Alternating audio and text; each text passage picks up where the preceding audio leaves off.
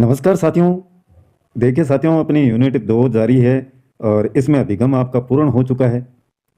इससे पहले के वीडियो में साथियों आपने चिंतन है किसे कहते हैं और चिंतन की परिभाषा और उसके प्रकार ये अच्छे से पढ़ लिए हैं। अब देखिए साथियों, चिंतन का विकास, डेवलपमेंट ऑफ ए थिंकिंग। तो ये आज वाला मैटर है, वो ज़्यादा कुछ है नहीं साथियों, इसमें पढ़ने लायक है, तो एक बार अच्छे से आप देख लीजिए, आसानी से याद हो जाएगा ये। चिंतन का विकास भाषा के विकास के कुछ समय बाद प्रारंभ में हो जाता है। जब बच्चा है वो भाषा को जान लेता है या पढ़ पाता है, बोल पाता है अच्छे से, तो उसके बाद में चिंतन करना शुरू कर देता है। लगभग 1-2 वर्ष की अवस्था से उसमें चिंतन का विकास प्रारंभ हो जाता है। बालक में सर्वप्रथम प्रत्यक्षात्मक चिंतन का विकास प्रारंभ होता है। प्रत्यक्षात्मक यानी जो वस्तुएं आपके इर्द गिर्द या सामने मौजूद हैं उनको देख करके चिंतन किया जाए, तो वो प्रत्यक्षात्मक हैं आपकी। देखिए दे भी रखा आगे, बालक के चारों ओर जो मूर्त वस्तुएं, मूर्त यानी आपके सामने मौजूद हों मूर्त वस्तुएं और उत्तेजनाएं होती हैं, सर्वप्रथम वह उनके संबंध में चिंतन प्रारंभ करता है। उदाहरण के लिए मेज, कुर्सी, खिलौने तथा परिवार के सदस्यों आदि के संबंध में वह सर्वप्रथम चिंतन प्रारंभ करता है। तो ये आसानी से आपके समझ में आ रही होगी कि जो वस्तुएं आपके सामने नजर आ रही हैं मूर्त रूप में, तो उनके प्रति वह सबसे पहले क्या करता है, चिंतन करता है। और इसी को क्या नाम दिया गया है, प्रत्यक्षात्मक चिंतन। फिर देखिए पियाजे का विचार है कि लगभग 7 वर्ष की अवस्था तक बालक की प्रवृत्ति आत्म केंद्रित प्रकार की होती है, यानी सिर्फ अपने बारे में ही, अपने तक ही सीमित रहता है 7 वर्ष की अवस्था तक, ये कहा पियाजे साहब ने। अतः बालक अपने स्वयं के संबंध में ही चिंतन अधिक करता है। प्रत्यक्षात्मक चिंतन के पश्चात बालक में कल्पनात्मक चिंतन, इमेजिनेटिव थिंकिंग, यानी प्रत्यक्षात्मक जो चिंतन है उसके बाद में बालक एक कल्पना करना शुरू कर देता है, इमेजिन। उसके बाद प्रत्ययात्मक चिंतन, कंसेप्चुअल थिंकिंग, यानी एक कंसेप्ट के तहत वह चिंतन करता है। बाद में निश्चित कोई क्रिया है, प्रयोग है, उसके तहत पूरी कल्पना नहीं रखता है। तो ये आप इसी प्रकार से याद रखें, सबसे पहले प्रत्यक्षात्मक, उसके बाद में कल्पनात्मक और उसके बाद में प्रत्ययात्मक यानी कंसेप्चुअल। 7 वर्ष की अवस्था से लगभग 15 वर्ष की अवस्था तक चिंतन का विकास तीव्र गति से होता है। इन शब्दों को आपको ध्यान में रखना है, कई बार बीच में से ऐसे क्वेश्चन बनाते हैं साइकोलॉजी में, चक्कर आते हैं साथियों, कि 7 वर्ष की अवस्था से लगभग 15 वर्ष की अवस्था है जो, इस अवस्था तक चिंतन का विकास क्या होता है, तीव्र गति से, यानी बहुत अधिक चिंतन करता है तीव्र गति से। आयु बढ़ने के साथ साथ चिंतन में तर्क की प्रधानता भी बढ़ती है, सोचने विचारने की जो शक्ति है वो भी क्या है, बढ़ती है आयु बढ़ने के साथ साथ में।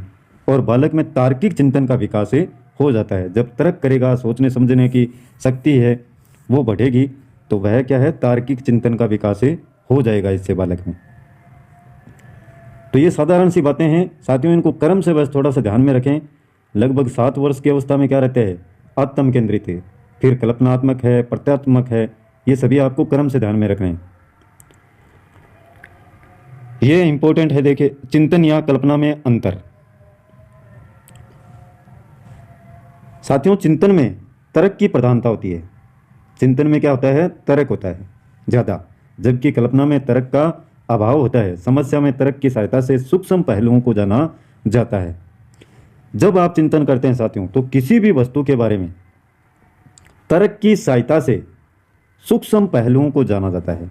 जैसे एक पंखा है, उसको आप देख रहे हैं, और तो आप देखेंगे कि इसकी 3 ताड़ियां हैं, इस प्रकार से बनी हुई हैं, और एक वायर लगा हुआ है, इसके अंदर क्या है, इसके अंदर मोटर है, यानी सूक्ष्म पहलुओं को जाना जाता है तर्क की सहायता से। पंखा खराब पड़ा है तो आप देखेंगे किस प्रकार से, इसी प्रकार से उसको देखेंगे गहराई से, सूक्ष्म तरीके से। तो ये क्या हुई, तर्क की प्रधानता। लेकिन कल्पना में ऐसा कुछ नहीं होता है। चिंतन में समस्या समाधान में प्रयत्न और भूल की क्रिया रहती है। जबकि कल्पना में प्रयत्न और भूल का अभाव होता है।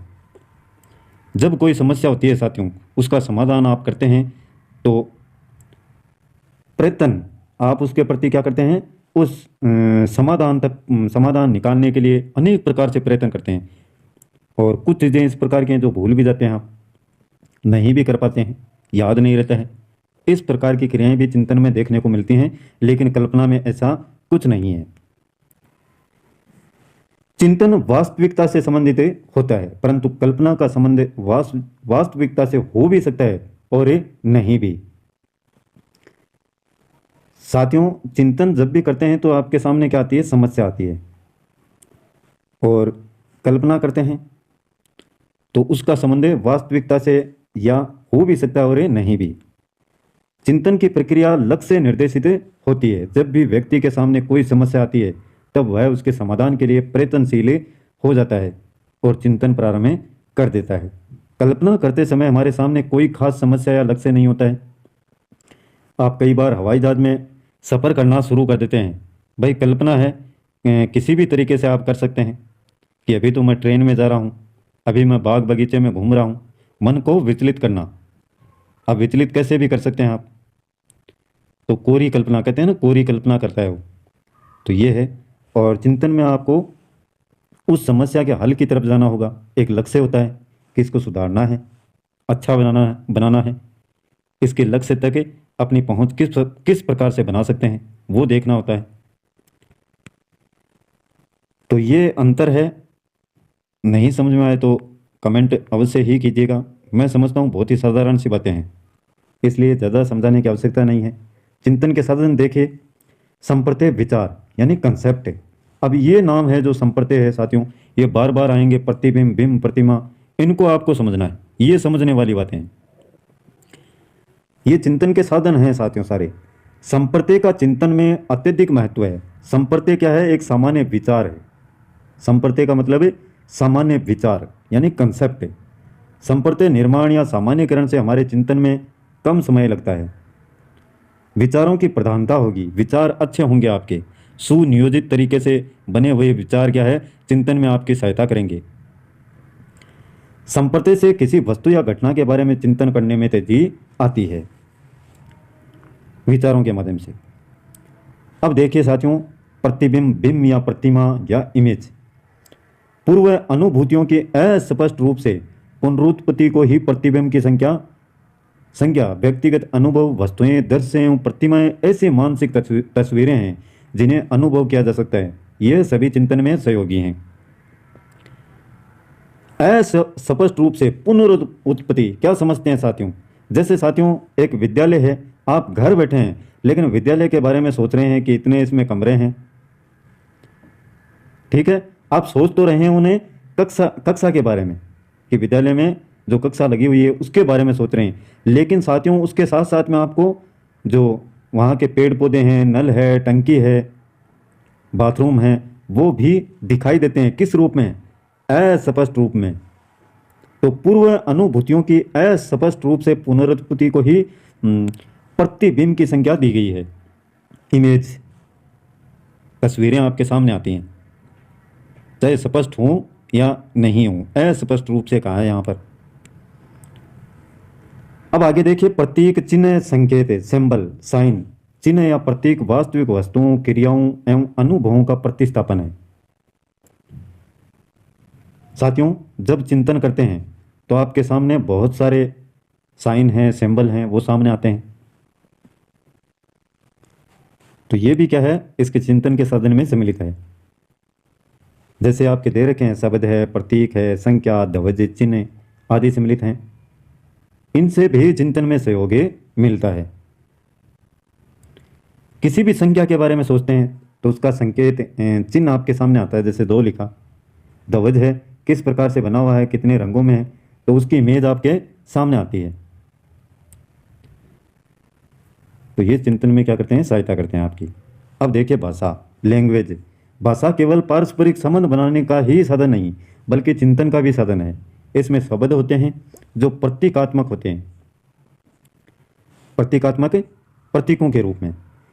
चिंतन प्रक्रिया के लिए भाषा एक सशक्त एवं अत्यंत विकसित साधन है। तो ये भाषा चिंतन में सहायक है। प्रतिज्ञप्ति, प्रतिज्ञप्ति देखिए क्या है। यह एक सक्रिय प्रक्रिया है जिसमें व्यक्ति बाह्य वातावरण की आंतरिक छवि में जोड़ तोड़ करता है। प्राय चिंतन में व्यक्ति एक संप्रत्यय और दूसरे संप्रत्यय से तथा संप्रत्यय की एक विशेषता को पूरे संप्रत्यय से जोड़ता है। ये नाम ही इस प्रकार के हैं साथियों। देखिए बोलने में भी समस्या आ रही है। संप्रत्यय, प्रतिज्ञप्ति साथियों आंतरिक छवि में जोड़ तोड़ करता है। बाह्य वातावरण की, बाहर का जो वातावरण है उसकी आंतरिक छवि में जोड़ तोड़ करता है। ये प्रतिज्ञप्ति है आपकी, समझना इसको। और ये लास्ट में है चिंतन की विशेषताएं।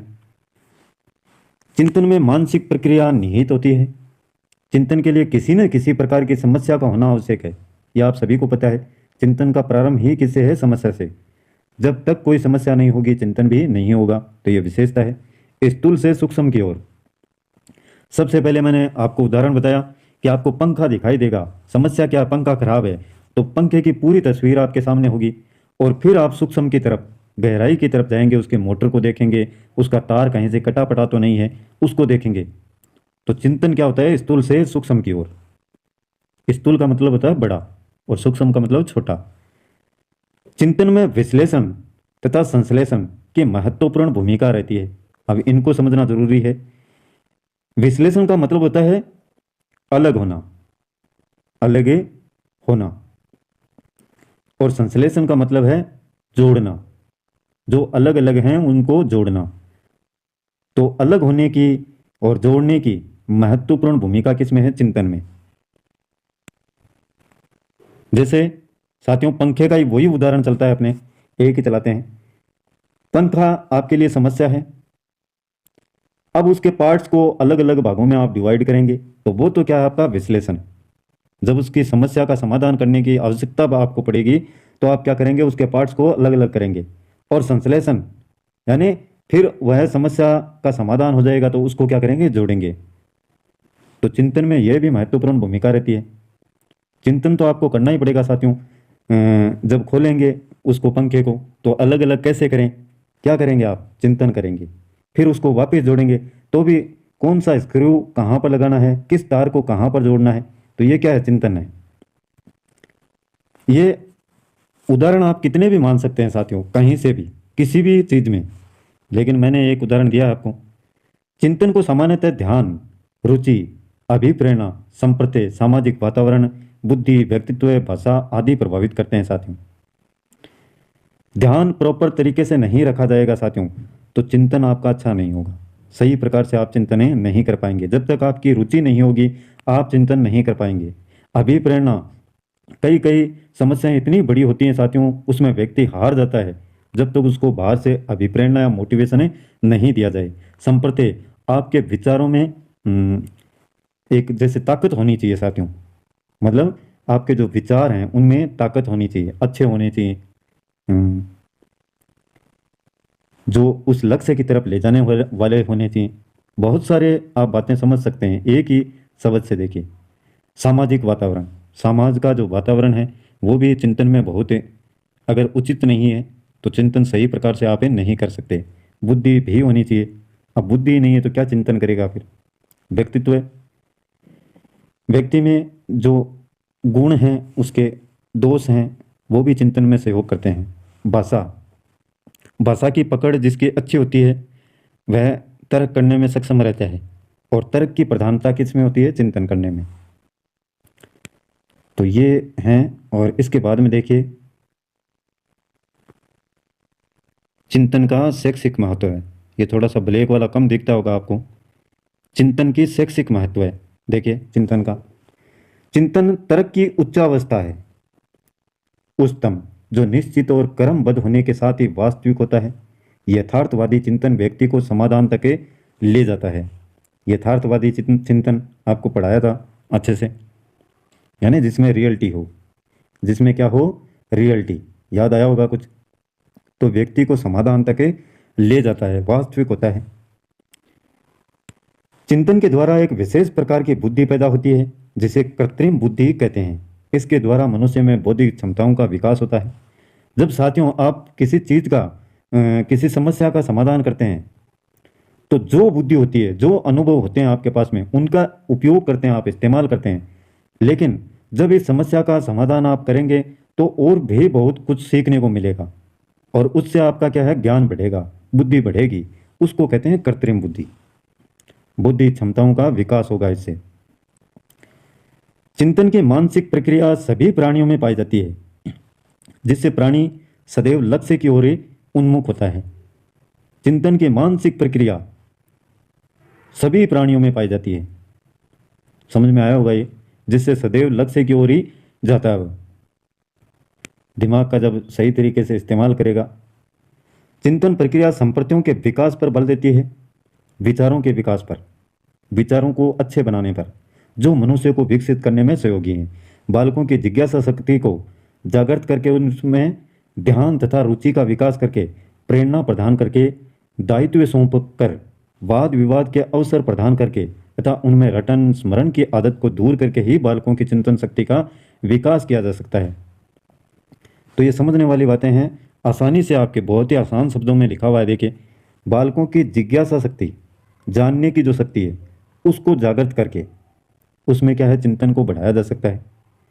उसमें ध्यान है, रुचि है, उनका विकास करके है, प्रेरणा प्रदान करके, मोटिवेशन, कोई दायित्व सौंप कर, वाद विवाद के अवसर प्रदान करके, यानी तर्क करने की, उनमें रटने की।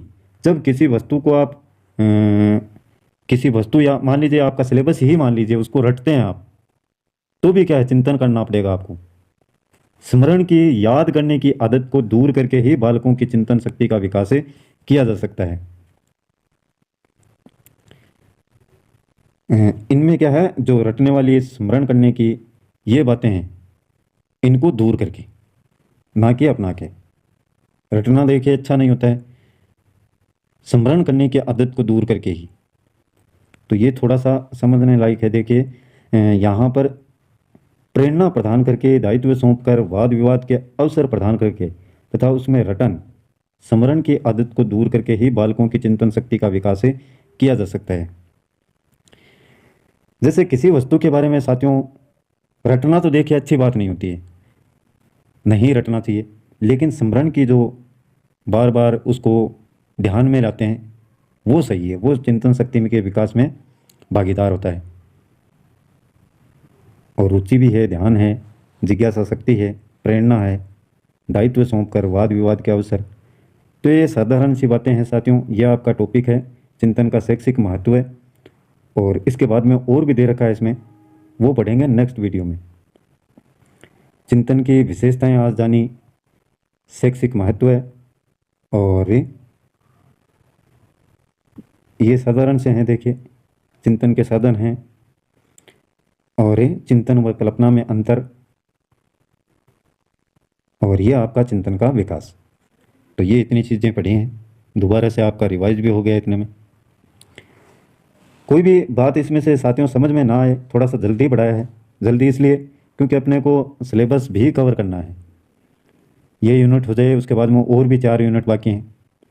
कुछ यूनिट छोटी हैं, हालांकि उनके जो टॉपिक हैं उनको एक साथ में लेने का प्रयास करेंगे अपन।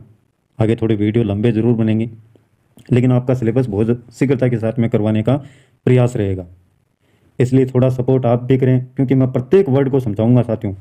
समझाने की कैपेसिटी इतनी ज़्यादा है साथियों कि मैं इसी वीडियो में 1 घंटा भी लगा सकता हूँ, और इसी वीडियो को 15 मिनट में भी समाप्त किया जा सकता है।